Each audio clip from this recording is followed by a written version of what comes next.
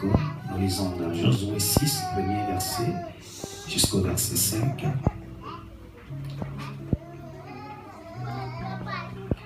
Les 4 enseignements à retenir dans la bataille de Jéricho.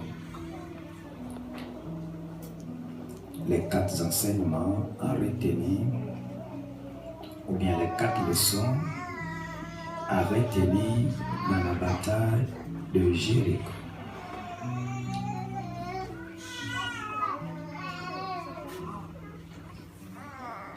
Nous lisons dans Josué chapitre 6, les 5 premiers versets. Josué 6, le verset 1 à 5.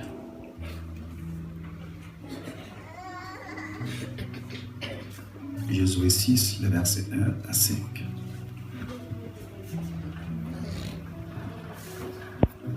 Je vais lire les premiers versets. Les premiers versets, Jéricho 1er jusqu'au verset 5. La Bible déclare, Jéricho était fermé et barricadé devant les enfants d'Israël. Personne ne sortait, personne n'entrait.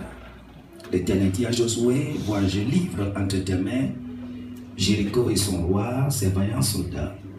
Faites le tour de la ville, vous tous les hommes de guerre. Faites une fois le tour de la ville. Tu feras ainsi pendant 6 jours.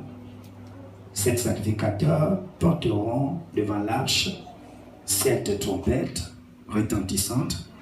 Le 7e jour, vous ferez 7 fois le tour de la ville.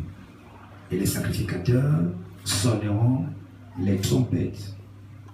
Quand ils sonneront de la corne retentissante, quand vous entendrez le son de la trompette, tout le peuple poussera de grands cris. Alors la muraille de la ville s'écroulera et le peuple montera chacun devant soi. Jésus, fils de Nun, appela les sacrificateurs et leur dit, portez l'arche de l'alliance et que 7 sacrificateurs portent 7 trompettes retentissantes devant l'arche de l'Éternel. Amen.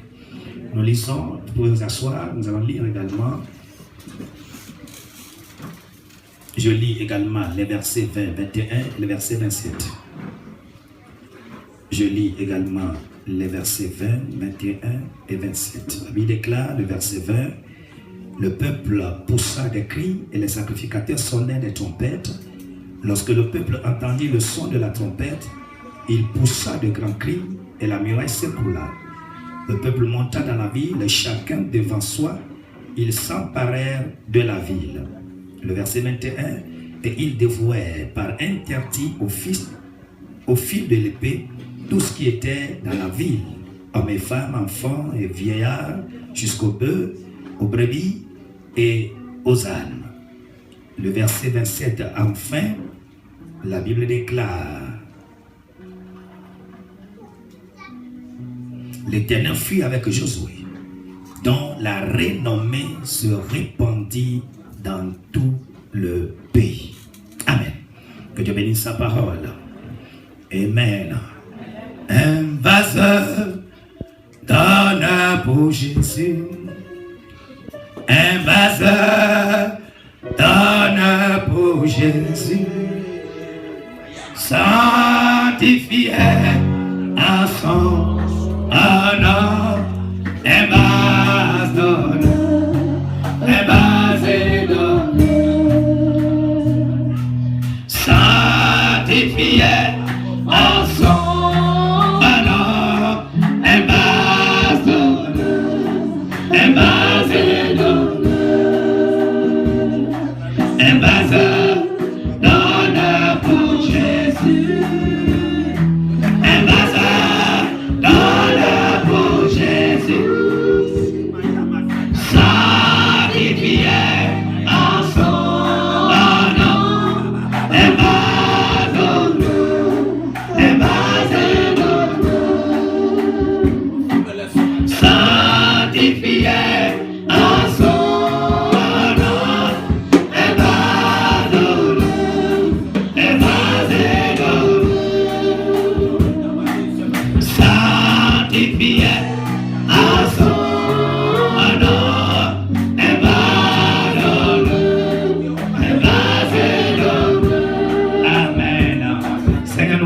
dans ce moment, éternel, nous prions afin que tu nous parles et que tu nous enseignes pour la gloire de ton nom, dans le nom puissant de Jésus. Amen.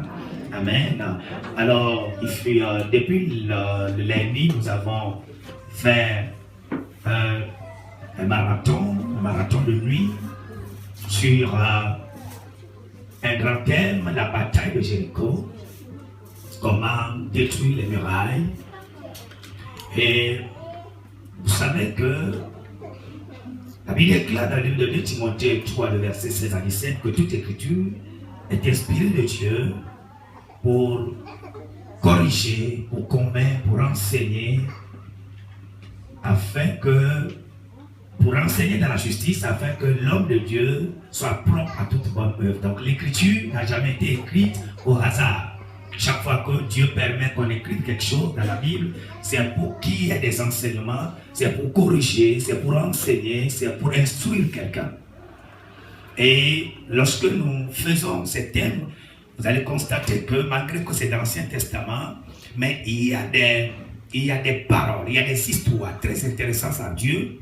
Et des fois, Dieu permet à ce qu'on réécrit encore dans le Nouveau Testament. Lorsque vous voyez dans Hébreu 11, le verset 30, on nous a dit que c'est par la foi que Josué, c'est par la foi que les murs de Jéricho sont tombés devant le peuple après avoir fait les tours. Donc ça veut dire que c'est une histoire qui a intéressé le Seigneur, qui a intéressé l'inspiration de notre Dieu, qui fait que ça s'est répété plusieurs fois. Alors lorsque nous voyons tout cela, quelles sont les leçons que nous pourrons tirer, quels sont les enseignements que nous pourrons avoir dans l'histoire ou bien dans la bataille de Jéricho?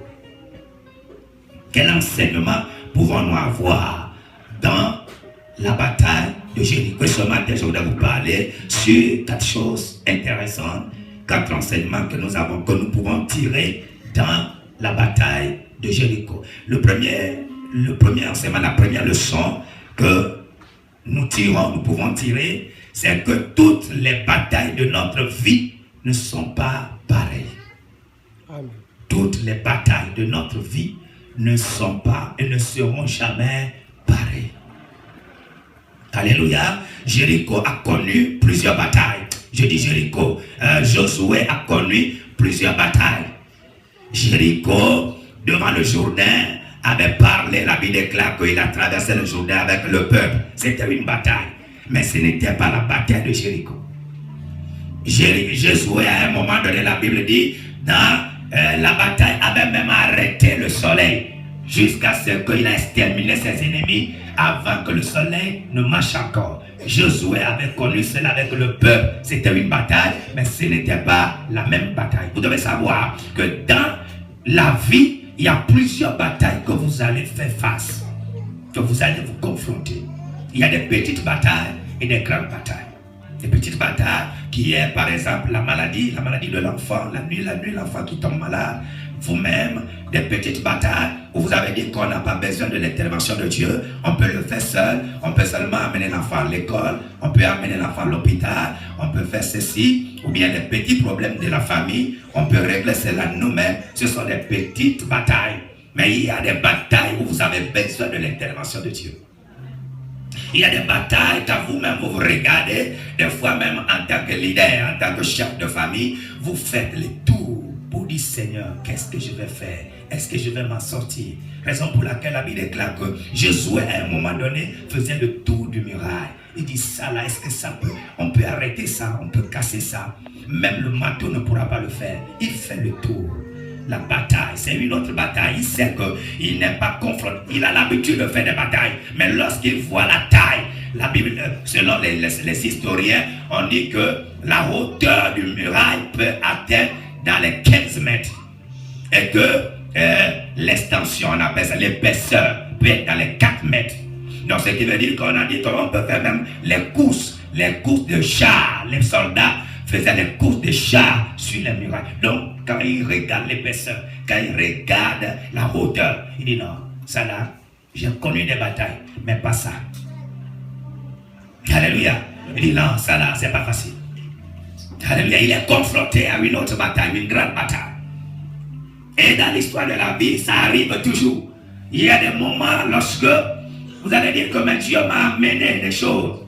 J'ai déjà fait des choses. Lorsque tu as déjà fait des temps avec le Seigneur, tu diras que mais j'ai connu des batailles. Aujourd'hui, après à peu près avec 30 ans dans le Seigneur, je peux dire que j'ai connu des batailles. Et les batailles vont encore venir. J'ai connu des batailles, mais les batailles ne seront jamais pareilles. Alléluia. Vous allez vous confronter à certaines batailles. Mais seulement que ça ne se ressemble pas. Alléluia. Ça ne se ressemble pas. Et chaque fois qu'il y a une bataille, vous devez savoir qu'il y a un Dieu qui est fidèle et vous aidera à remporter la victoire au nom de Jésus-Christ. Il y a une histoire, il nous rappelle l'histoire. La Bible déclare qu'à un moment donné, dans le livre de 1 Samuel 17, le verset 24, la Bible dit, lorsque le peuple d'Israël, les soldats, les militaires, lorsqu'ils ont regardé Goliath en train de marcher, en train de défier le peuple, et tous ils ont secoué la tête. Ils ont dit, oh, lui là il vient encore pour nous défier. Tout le monde avait la tête baissée. Saül pensait que ça serait une bataille stratégique où il pourrait remporter comme il avait l'habitude de gagner les batailles. Mais le jour là, quand il a regardé la taille de l'homme de 3 mètres, costaud, il a dit non, qui va défendre cet homme? Qui peut se confronter à cet homme? Eux tous avaient la tête baissée. Pas parce qu'ils n'ont jamais fait la guerre, pas parce qu'ils n'ont jamais fait des batailles, mais cette fois-ci, quand ils regardent l'homme, ils ont dit c'est plus grand que nous. Il y a des batailles comme ça, quand vous regardez, c'est plus fort que vous. Vous allez dire que cette fois-ci on ne peut pas. Alléluia. Mais je vais te dire que tu remporteras la victoire au nom de Jésus. Quelle que soit la taille de la bataille, tu remporteras la victoire au nom de Jésus-Christ. Alléluia. Écoute, moi je vais dire quelque chose à quelqu'un. Nous avons un Dieu fidèle. Et chaque fois que Dieu permet que tu te confrontes avec un ennemi, c'est que Dieu sait que tu es capable. Alléluia. Chaque fois que Dieu permet pour que tu rentres dans cette bataille, c'est que Dieu sait que tu peux remporter la victoire. Alléluia. Donc il suffit d'avoir foi en Dieu. C'est sûr que ce n'est pas pareil. C'est sûr que la taille te dépasse. La hauteur, quand tu regardes l'épaisseur, tu dis non, je ne peux pas. Mais ce n'est pas impossible à Dieu. Dis c'est pas impossible. Dis c'est pas impossible. Alléluia. Tu dois avoir une seule chose dans la tête. Ce qui te dépasse ne dépasse pas Dieu. Ce qui dépasse ta compréhension ne dépasse pas Dieu. Ce qui dépasse ta vie, quand tu regardes autour de toi, quand tu regardes tes savoirs, quand tu regardes tes économies, tu dis oh, ça là je ne peux pas faire. Mais ça ne dépasse pas Dieu. Dis ça ne dépasse pas Dieu. Dis ça ne dépasse pas Dieu. Quelle que soit la bataille, même si toi tu te vois petit devant ça, ça ne dépasse pas Dieu. Ce qui te dépasse ne dépassera jamais ton Dieu. Parce qu'il est plus grand que tout ce que tu penses. Il est plus grand que la muraille que tu vois. Alléluia. Il est plus gros que l'épaisseur que tu vois. Ça ne dépassera pas ton Dieu. Est-ce que je parle à quelqu'un? Est-ce que je parle à quelqu'un? Ça ne dépassera jamais ton Dieu. Parce qu'il est plus fort que ça. Alléluia. La deuxième leçon que vous devez tirer dans cela, dans cette bataille de Jéricho, c'est que Dieu a une solution pour chaque problème. Amen. Dieu a une solution pour chaque problème. Que quelqu'un dit Dieu a une solution. Dis Dieu a une solution pour mon problème. Amen. Dieu que nous servons a une solution pour chaque problème. Les problèmes peuvent être différents. De la même manière où ils sont différents, les solutions de Dieu aussi sont différentes. Alléluia. Dieu a une solution pour chaque problème. Seulement que les solutions de Dieu ont des multiformes. Alléluia. Les solutions de Dieu, des fois sont étranges, des fois sont insolites, c'est-à-dire ça provoque de l'étonnement. Des fois, elles sont illogiques. Quand vous regardez, on dit, mais dans la logique, ça ne peut pas se faire. C'est comme un général Naaman qui part voir le prophète. Le prophète dit, va te laver au Jourdain et tu seras pur. C'est illogique. On va dire, mais qu'est-ce que l'eau a à voir avec une maladie, avec la lèpre? Qu'est-ce que l'eau a à voir Il a même dit que, mais est-ce que les fleuves de Damas et autres ne sont pas mieux que les eaux de Jourdain? Je vais aller faire quoi là? Il a vu que c'est illogique, mais il ne sait pas que les solutions de Dieu viennent toujours de la forme que lui veut que ça prenne. Les solutions ne seront jamais de la même forme, de la même manière. Mais Dieu amène ses solutions de la forme que lui veut lui donner. Dieu donne la forme qu'il veut donner au problème. Dieu transforme aussi, Dieu amène aussi la solution conformément au problème. Jésus, à un moment donné, il voit un aveugle, on amène l'aveugle devant lui. La Bible dit il cracha par terre. Et il fait de la boue et il met sur l'œil de la personne. C'est illogique. On dira, mais lui là, il est comment? Comment quelqu'un a mal aux yeux, tu mets encore la boue sur ses yeux? Est-ce qu'il est normal? Alléluia, c'est illogique. C'est pas normal. Mais des fois, les solutions viennent comme ça. Ça ne vient pas sous la forme que nous attendons, mais ça vient d'une forme illogique.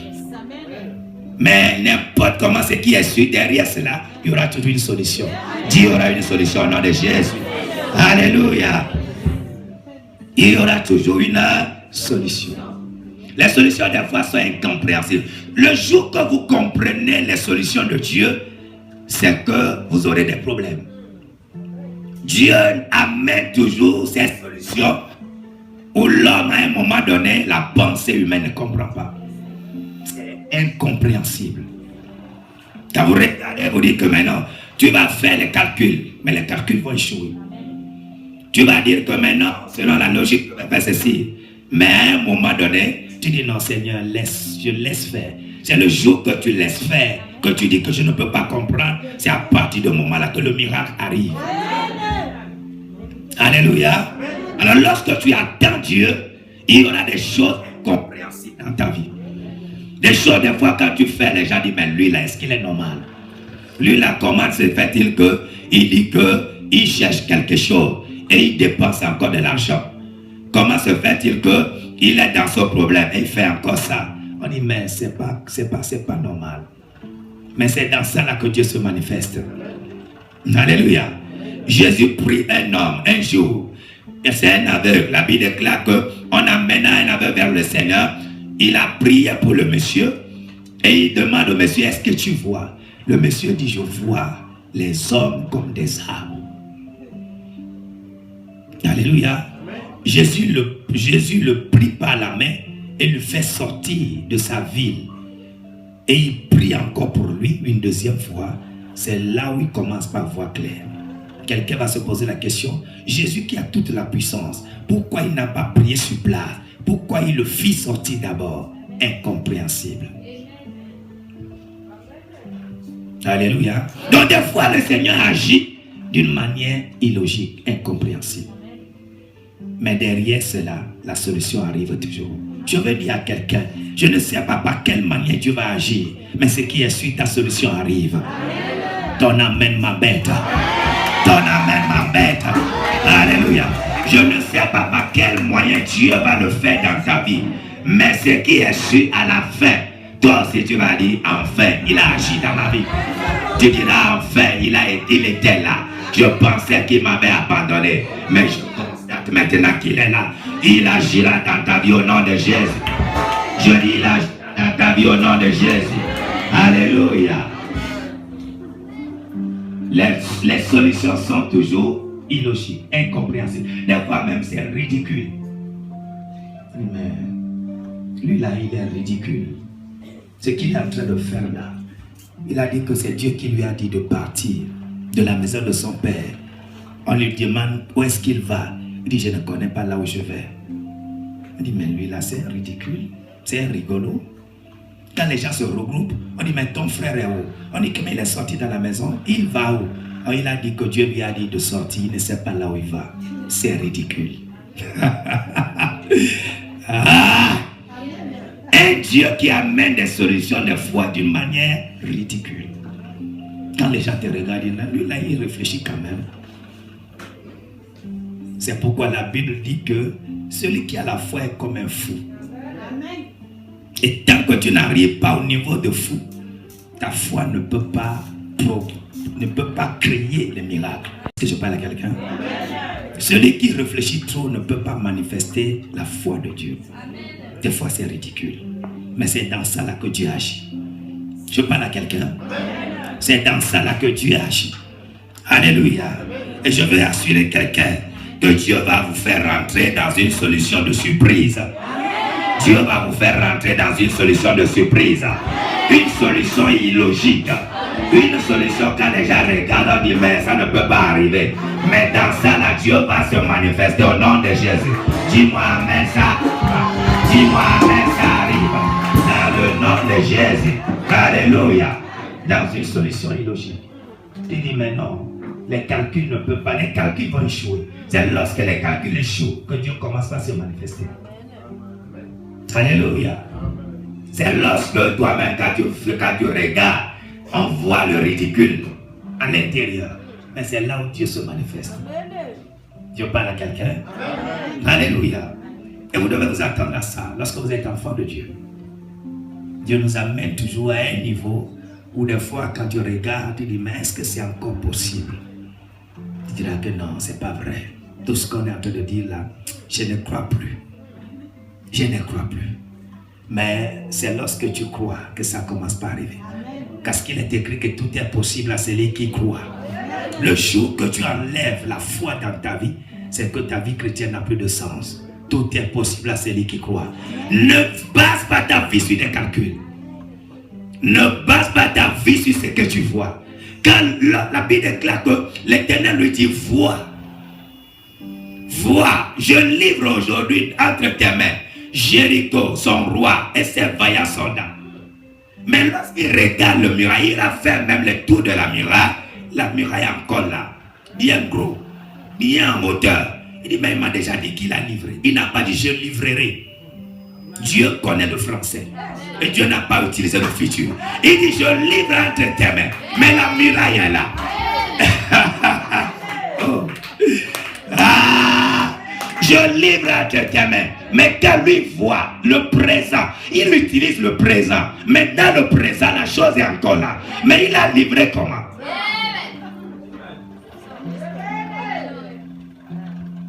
Alléluia. Jéricho fait le tour. Quand il regarde, il n'a vu qu'un homme.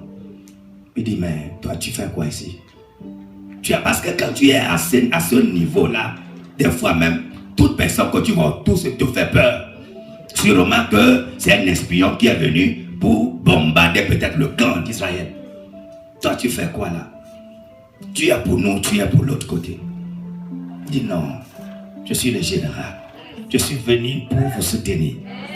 C'est là où le cœur a fait comme ça. Winston Churchill disait la solitude des leaders. Parce que quand tu es leader à un moment donné, tu es seul en train de réfléchir. Est-ce que la solution va arriver? Si la solution n'arrive pas, je fais comment? Je vais m'en sortir comment dans ça? Je me suis lancé dans cette affaire. Je vais faire comment? La solitude de leader. Et à ce moment-là, il n'est pas avec le peuple. Parce que le peuple est là seulement pour le résultat. Si ça échoue, on l'avait déjà averti. On dit, Josué, nous serons avec toi. Si tu es avec toi comme il était avec Moïse, le jour que Dieu n'est pas avec toi, nous allons te lapider. C'est ça. C'est ça être leader. Si Dieu n'est pas avec toi, tu seras lapidé.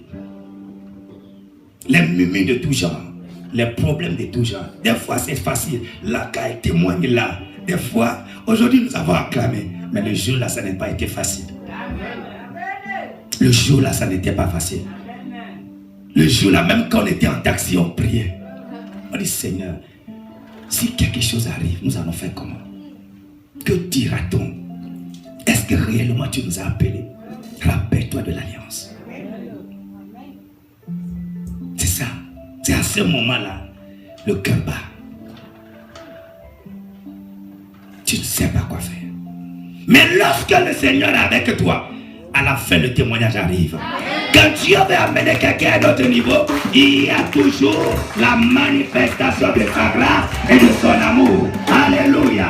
Alors lorsque tu es confronté à cela, il ne faut pas avoir peur. Il est avec toi. Amen. Alléluia. Il sera avec toi. Il ne t'abandonnera pas. Alléluia. La troisième chose que nous allons parler rapidement comme leçon que nous devons tirer, c'est que Dieu ne fera pas tout. Dieu ne fera pas tout à notre place. Dieu ne fera pas tout.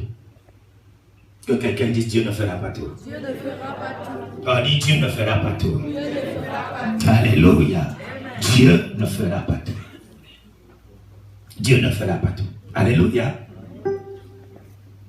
Le Seigneur lui dit, je livre entre tes mains Jéricho, son roi, ses vaillants soldats. Mais il y a une seule chose que vous devez faire, c'est de faire le tour, les consignes de l'Éternel. Quelqu'un m'a dit, mais Dieu connaît le problème. Dieu sait qu'on est confronté à ça. Pourquoi Dieu même ne peut pas faire tomber ça directement? Dieu sait que c'est notre muraille. Lui-même, il a déjà dit qu'il a déjà livré. Mais pourquoi il ne peut pas envoyer ses anges? Il ne peut pas envoyer la bombe atomique pour que la muraille là s'écroule seule. Pourquoi le peuple doit encore faire le tour? Et c'est là le grand problème des enfants de Dieu. Amen. Pourquoi dois-je faire le tour? Pourquoi il me demande encore de faire le tour? Il connaît le problème. Il sait de quoi je souffre. Il connaît mes blocages. Mais pourquoi je dois encore prier? Dieu connaît. Il est omniscient. Il est omnipotent. Pourquoi je dois encore faire le tour? Plusieurs personnes parlent ainsi. Plusieurs personnes, chaque fois, quand ils sont confrontés à la situation, ils disent, mais Dieu connaît tout. Dieu, il est omniscient. Il est omnipotent. Il a la toute-puissance. Pourquoi Dieu? Mais je veux dire à quelqu'un, Dieu ne fera pas tout. Amen. Dieu ne fera pas tout. Pourquoi? Parce que depuis la création, Dieu a donné le pouvoir à l'homme d'être son représentant. Amen. Et Dieu a dit à l'homme que c'est lorsque tu m'invites dans des choses que je serai avec toi. Amen. Toute personne qui refuse d'inviter Dieu dans sa vie ne verra jamais Dieu se manifester, même si c'est Dieu qui a fait la promesse. Dieu ne fera rien sur la terre sans l'accord de l'homme.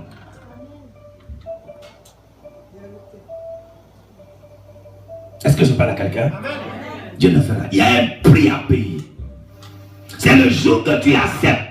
Dire que malgré que lui, il veut tout faire.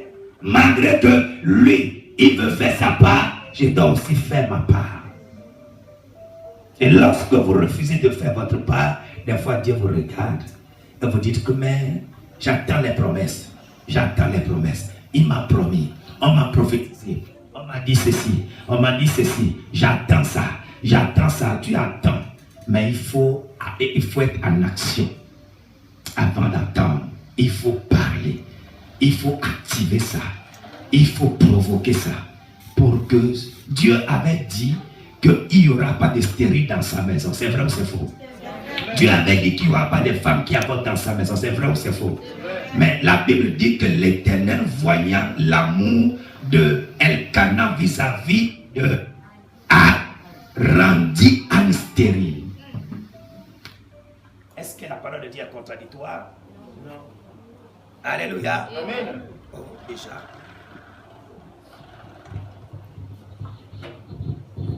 Amen. Amen.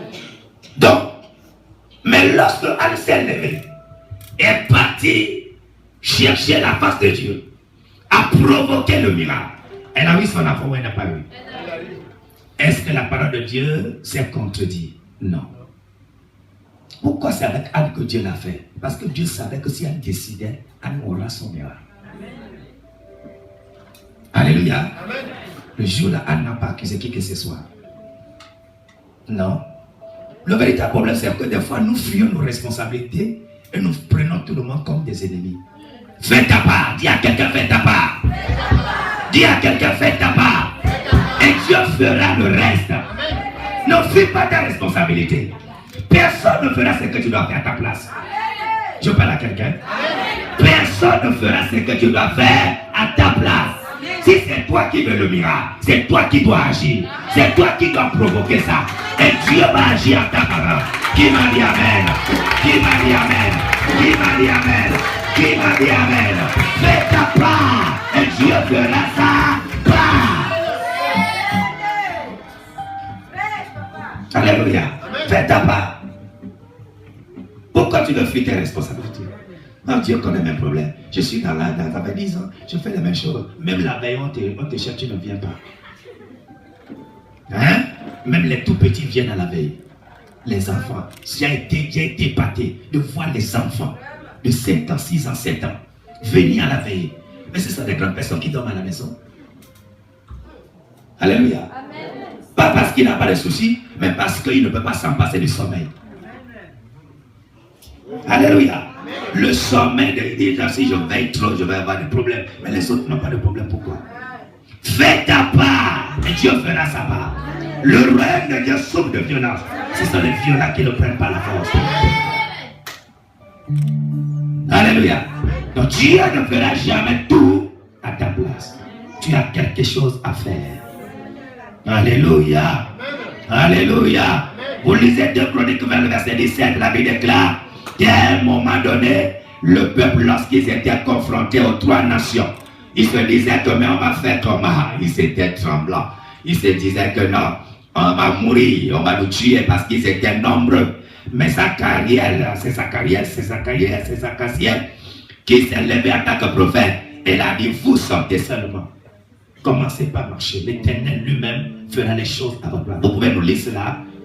2 Chroniques, le verset 17. 2 Chroniques, le verset 17. Je lis la parole merci, de Dieu. Merci. Dans le livre de 2 Chroniques 20, verset 17. Oui. Vous n'aurez point à combattre en cette affaire. Non. Vas-y. Présentez-vous. Tenez-vous là. Et vous verrez la délivrance. Que l'Éternel vous accordera. Juda et Jérusalem. Ne craignez point. Et ne vous effrayez point. Demain, sortez à leur rencontre. Sortez seulement à leur rencontre sans avoir des armes à la main. Wow. Que quelqu'un dise wow. Il dit sortez seulement, présentez-vous seulement. Soyez comme aussi des soldats, malgré que vous n'avez pas des armes à la main, mais sortez à leur rencontre. L'Éternel fera le combat à votre place. Sortez. Sans armes. Mais la Bible déclare que lorsqu'ils sont arrivés sur le terrain, l'Éternel a semé la confusion dans le camp de leurs adversaires.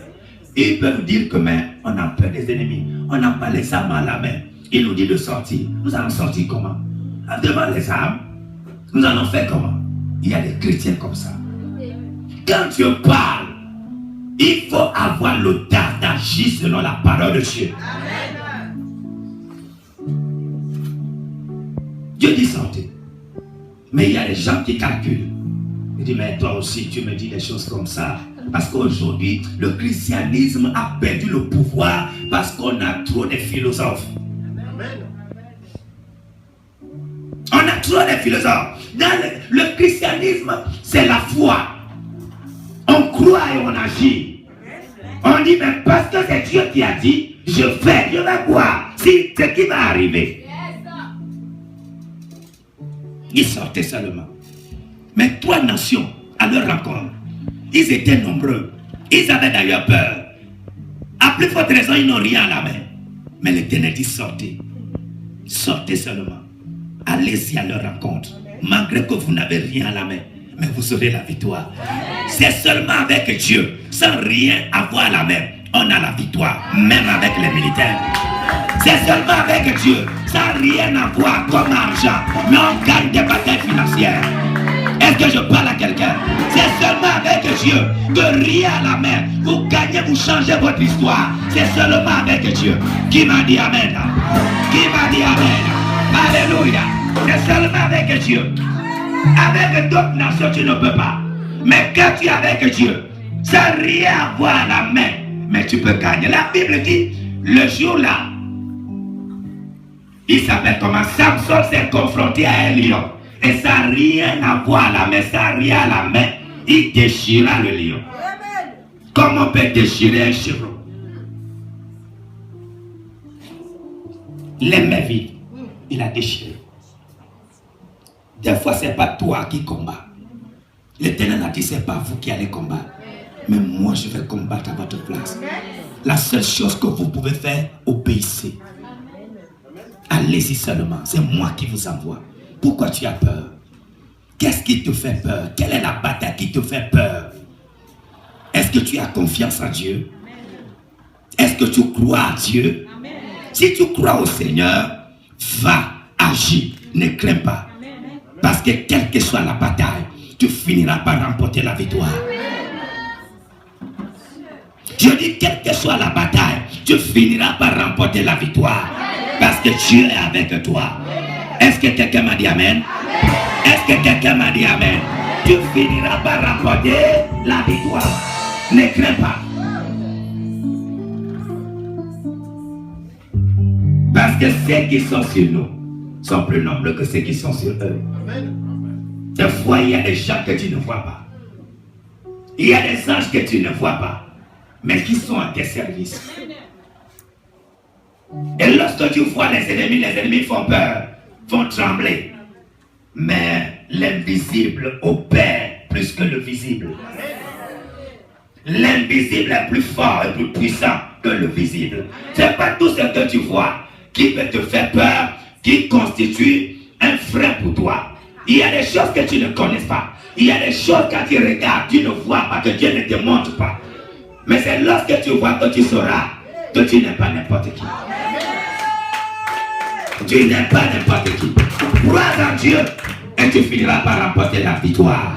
Tu iras de victoire en victoire. Je dis tu iras de victoire en victoire. Tu iras de victoire en victoire. Dans le nom de Jésus. Alléluia. La seule chose que tu peux dire à Dieu, Seigneur, que inspire-moi à connaître ce que je dois faire. Inspire-moi à connaître ce que je dois faire. Si tu connais ce que tu dois faire, pour Dieu n'a pas de souci. Dieu est prêt à agir. Dieu est prêt à faire sa part. Mais c'est toi qui ne connais pas ce que tu dois faire. Fais ta part, Dieu fera la sienne. Alléluia. Fais ta part. Et Dieu ne fera pas tout. Et il faudrait que nous soyons des enfants de Dieu qui connaissent comment agir. Alléluia. Comment agir. Quand un Dieu prend le risque de parler par n'importe qui, il prend le risque de te parler, prend aussi le risque d'agir et de l'écouter.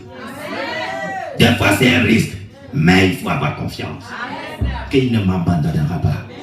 Prends le risque de l'écouter, d'agir en sa faveur. Alléluia. Alléluia. Les murailles sont fortes, c'est vrai.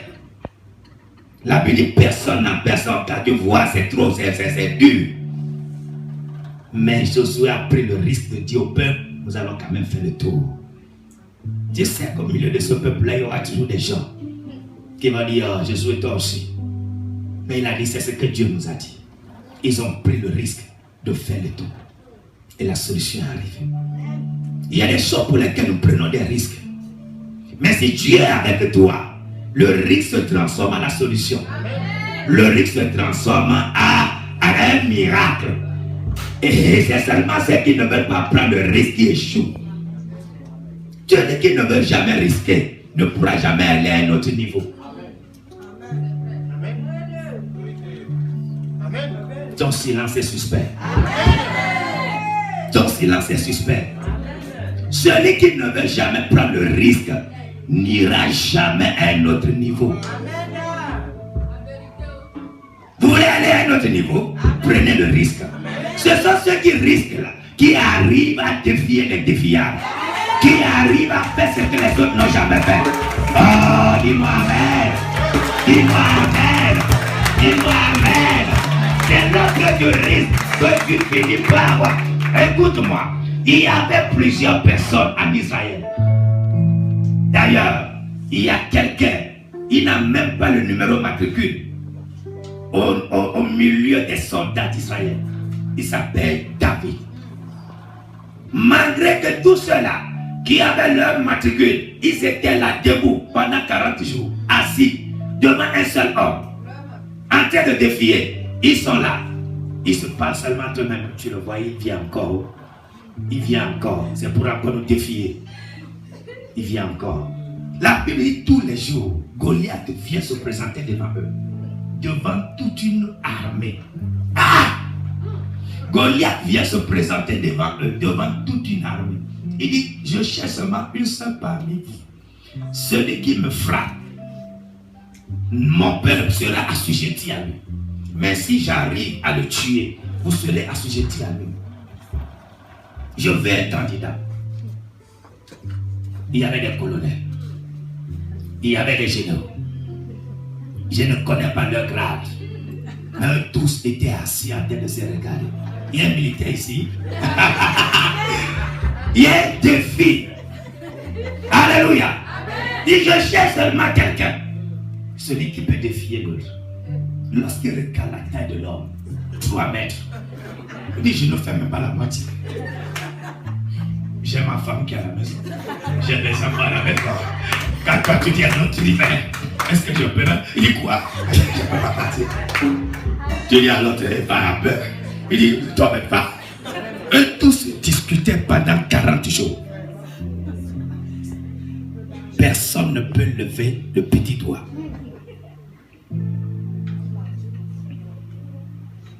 Il y a un jeune homme qui ne fait pas partie de leur lot. Il n'a pas de numéro. On ne le connaît pas.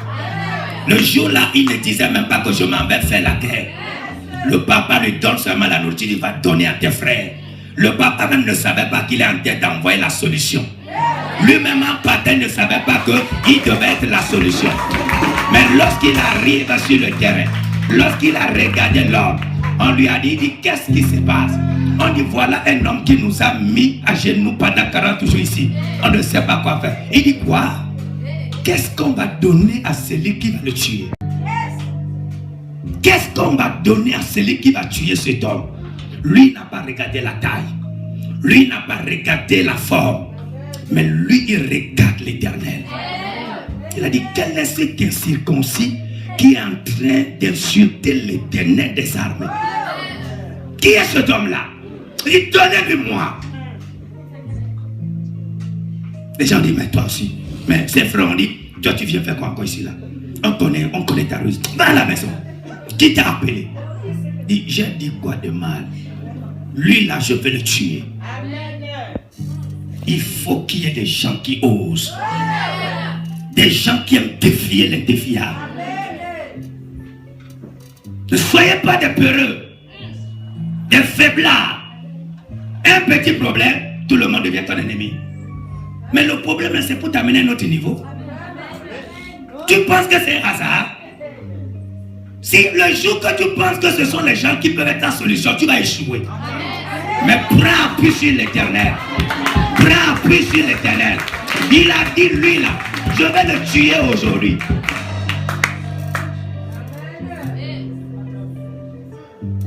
Goliath s'est avancé. La Bible dit, on a voulu lui faire porter l'arme. Il a dit, je n'ai pas besoin de ça. J'ai déjà quelqu'un.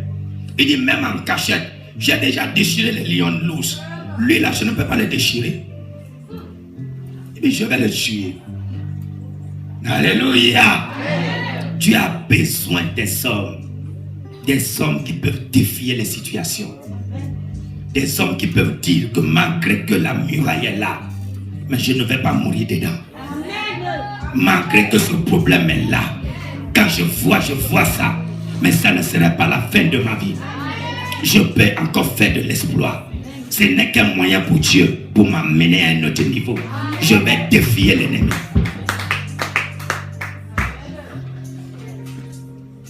Il faut oser. Dieu a besoin des gens qui osent. Alléluia. Il est venu de nulle part. On ne le connaissait pas. Mais il a détrôné. Il a anéanti le grand Goliath. Et il a mis fin au murmure, au bruit des Philistins. Il faut un homme. Il faut qui? Un homme, pas n'importe quel homme. Un homme qui ose. Un homme qui prend appui sur l'Éternel. Un homme qui croit que si hier, Dieu m'a donné la victoire, il est le même hier, aujourd'hui, éternellement. Malgré que le présent se présente comme si je suis défié, mais je peux encore aller de l'autre côté. Alléluia. Il faut un homme pour dire que mon Dieu n'est pas encore mort. Hier, j'ai remporté la victoire. J'ai déjà remporté certaines victoires. Je peux encore remporter encore. Il faut des hommes. Pourquoi vous pensez que Dieu ne peut plus vous faire remporter des victoires? Hier, vous avez eu une victoire. Demain, la victoire est encore importante. Vous pouvez encore avoir une autre victoire demain. Aujourd'hui, tu peux encore avoir une autre victoire. Dieu n'a pas fini avec toi. Dis, Dieu n'a pas fini avec moi. Dis, Dieu n'a pas fini avec moi. Alléluia. Il y a une autre victoire. Malgré que la bataille sera rude, mais vous finirez par avoir la victoire. Dis-moi Amen. Dis-moi Amen. Alléluia. Amen. Donc il ne faut pas avoir peur. En tout cas, je n'ai pas peur. La dernière chose que vous devez avoir, la dernière leçon que nous pouvons en tirer, c'est que la bataille de Jéricho nous révèle encore notre côté de Dieu. Elle révèle encore un autre côté de Dieu que nous ne connaissons pas. Chaque bataille devant laquelle vous allez vous présenter veut révéler encore un autre côté de Dieu que tu n'as pas encore expérimenté. Alléluia. Chaque bataille auquel vous allez vous confronter veut révéler un autre côté de Dieu que vous n'avez pas encore vu. Il a fallu à ce que Agar soit au désert pour constater que même au désert, Dieu peut créer un puits.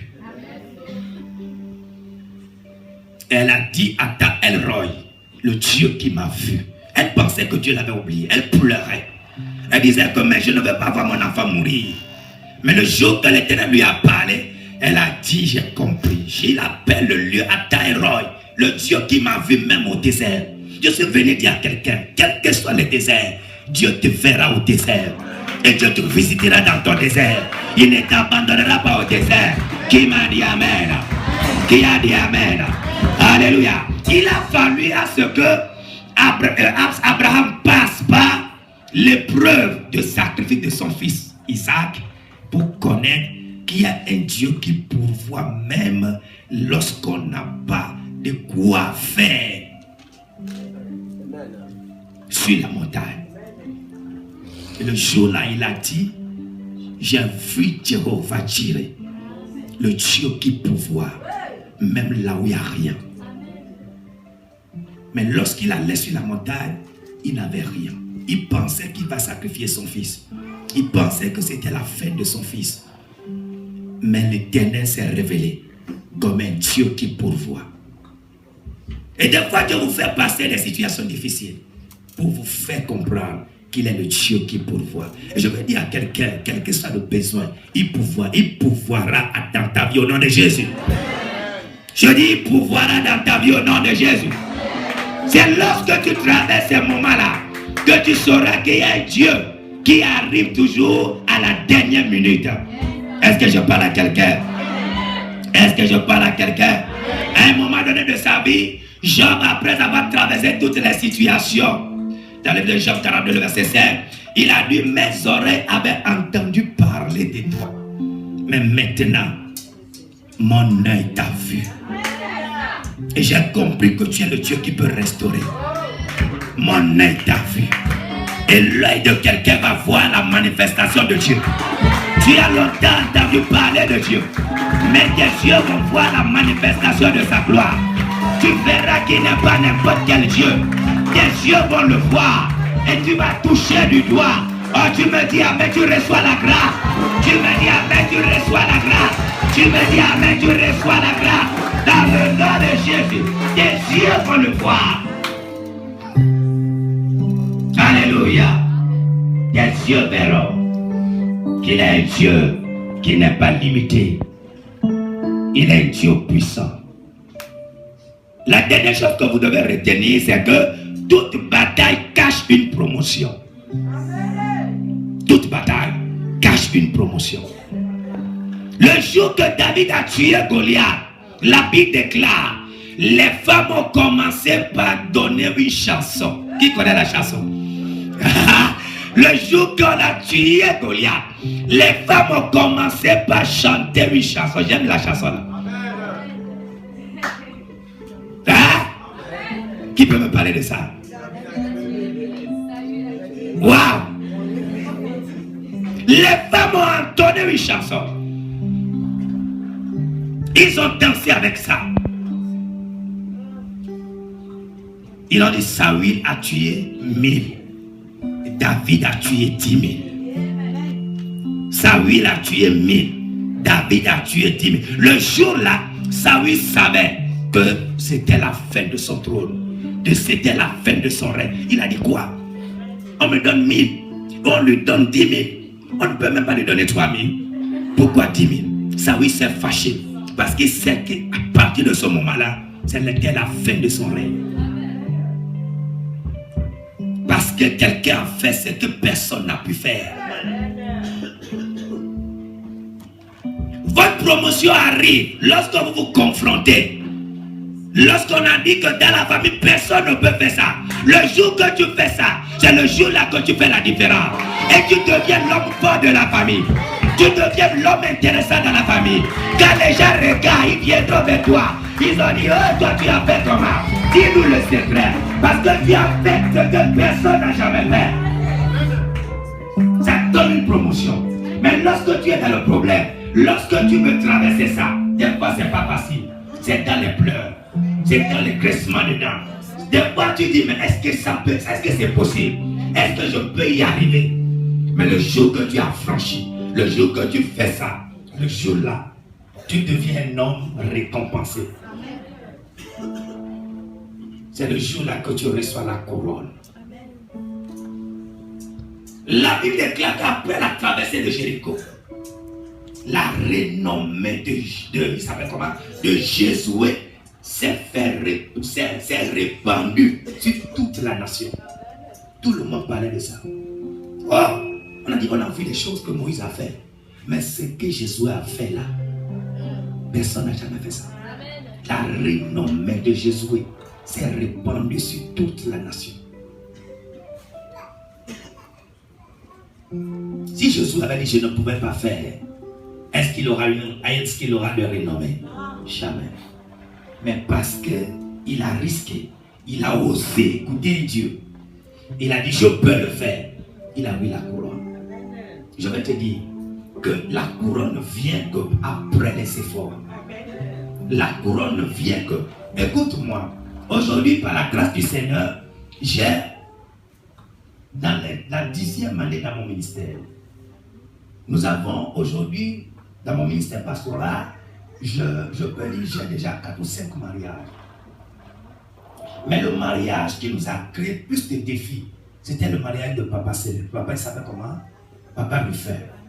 Ou même le jour que nous devons aller sur le lieu, tout était là où il avait l'espoir, l'espoir était perdu. Et la seule chose qu'on avait dit à la dernière minute, on a dit que non, écoutez, on va aller, même s'ils peuvent nous prendre les pieds, on va nous prendre les pieds, on va nous prendre les mains. Mais ce qui est sûr, nous n'allons pas rester, nous allons partir. Nous allons défier l'ennemi. Mais c'est à la dernière minute que le Ténèbre a pourvu. Parce qu'il y avait des hommes et des femmes qui ont dit cette fois-ci, ce qui doit arriver n'a qu'à arriver. Mais je vais vous dire aussi autre chose.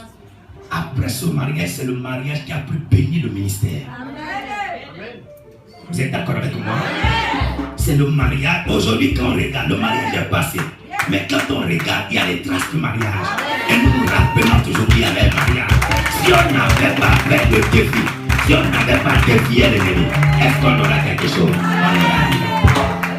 La couronne arrive toujours après les grandes batailles. Je suis venu dire à quelqu'un, quelle que soit la bataille, tu finiras par remporter la couronne. Je dis, tu finiras par remporter la couronne. Tu finiras par remporter la couronne. Tu finiras par remporter la couronne. Dans le nom puissant de Jésus. Alléluia. N'ayez pas peur des défis. Soyez des hommes et des femmes de défis. Et croyez à l'Éternel. Sachez que n'importe comment, Dieu finira par vous donner la victoire. Est-ce que je parle à quelqu'un? Quelle que soit la bataille, la victoire est certaine si Dieu est avec vous. C'est pourquoi lorsque le frère, à un moment donné, le frère dit, les choses sont bloquées, il dit, mais toi, on n'a même pas de problème. Même à la dernière minute, c'est que c'est nous-mêmes, on va faire. On n'a pas affaire avec une belle famille ou quoi que ce soit. Organiser seulement la fête à l'église, ça serait un problème. Depuis quand? Je dis non, ça c'est pas un souci, ça c'est pas un problème. On ne peut pas avoir des problèmes dans ça. Parce qu'on a déjà remporté plus de victoires que ça. Est-ce que je parle à quelqu'un? Ne fuyez pas les batailles.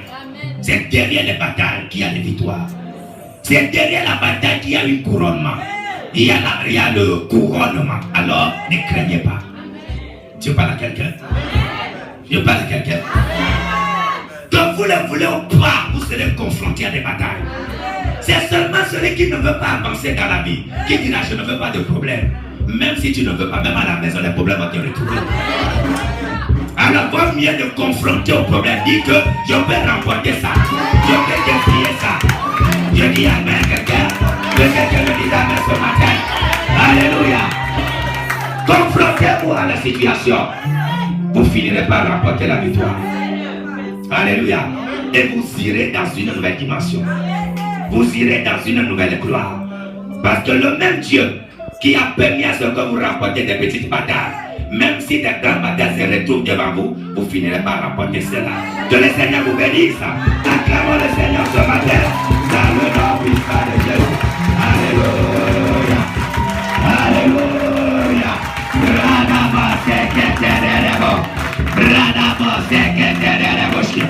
Dans le nom de Jésus. Amen. Que Dieu vous bénisse.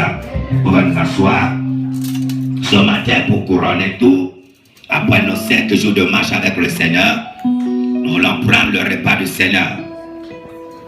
Nous voulons prendre le repas du Seigneur pour sceller notre travail, afin que dans ce mois qui arrive, dans ce nouveau mois que nous allons nous confronter avec, que la puissance de Dieu soit avec nous, que l'Éternel soit avec nous, afin que dans notre vie chrétienne, quelles que soient les batailles, que Dieu soit avec nous.